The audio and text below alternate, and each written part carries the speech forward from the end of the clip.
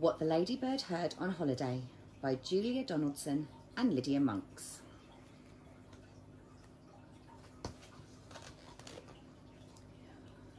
One fine day in the middle of May, the Ladybird went on holiday. She flew to the town to see the sights, the streets and the shops and the bright, bright lights. She saw the parks and the palace too. Then off she flew to visit the zoo. And the crocodile snapped and the tiger growled, the lion roared and the monkeys howled. The elephant trumpeted trump, trump, trump. Said the camel with the great big hump. The hyena laughed and the hummingbird whirred, but the ladybird never said a word. But the ladybird saw and the ladybird heard. She saw two men she already knew. They were Lanky Len and Hefty Hugh. And she heard them chuckle, ho, ho, ho, we're going to kidnap Monkey Joe. We'll hide till there's no one else about, then we'll pick the lock and we'll get Joe out.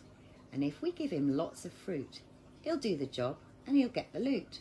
The palace isn't far at all. Monkey Joe can scale the wall. He'll find out where the queen's asleep, then tiptoe into her room he'll creep. He'll open the sack and he'll steal the crown. We'll soon be the richest men in town. The little spotty ladybird told the animals what she'd heard. And the crocodile snapped and the tiger growled, the lion roared and the monkeys howled. The elephant trumpeted trump, trump, trump. Said the camel with the great big hump. The hyena cried and the hummingbird whirred. And all of the animals, feathered and furred, said no, no, no, no, no, no, we can't let them kidnap Monkey Joe. But the ladybird had a good idea, and she whispered it into the monkey's ear.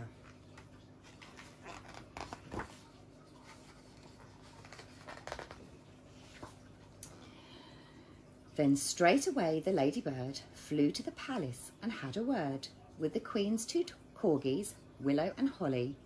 One said gosh and the other said golly, and both the dogs agreed to do just what the ladybird told them to.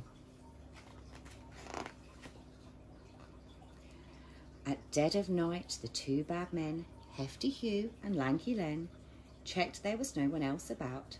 Then they picked the lock and they got Joe out. They carried him off to the palace gate, gave him a sack, then lay in wait. They watched him scale the palace wall, and they muttered, careful not to fall.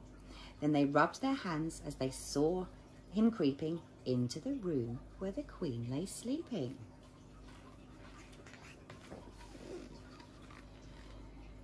Corgi Holly and Corgi Willow, who lay each side of the queen's soft pillow, were wide awake, and they said to Joe, come on, monkey, off we go.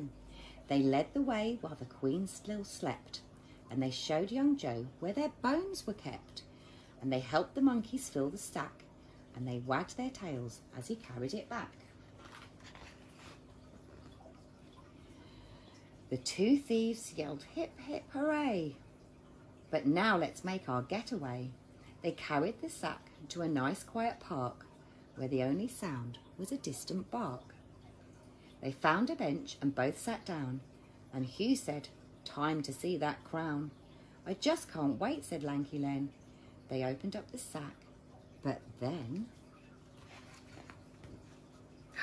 You should have heard their moans and groans to find the sack was full of bones. Just then a dog came bounding up, and Hugh said, shoo, you greedy pup. Another dog was close behind, and then came dogs of every kind. A lurcher and a Labrador, a Pekie and a Pug, then more and more, black dogs, white dogs, grey and brown. It seemed like every dog in town. They seized the bones and they gnashed and gnawed, tugged and tussled, pawed and clawed, then turned upon the robbers yelping, how about a second helping?